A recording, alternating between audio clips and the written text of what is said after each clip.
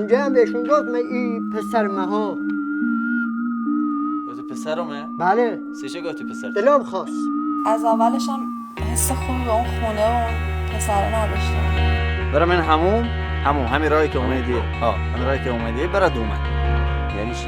برگرد. این ما می‌خواستیم دوباره تمرین کنیم ولی فهمیدیم رفتنم اونجا فقط یه بهونه بود. موقع سطح آب خیلی بیشتر از این حرفا بود. دیگه نمیشد کاری آب کرد. اگه 2 متر هم بود کاری از دست میومد.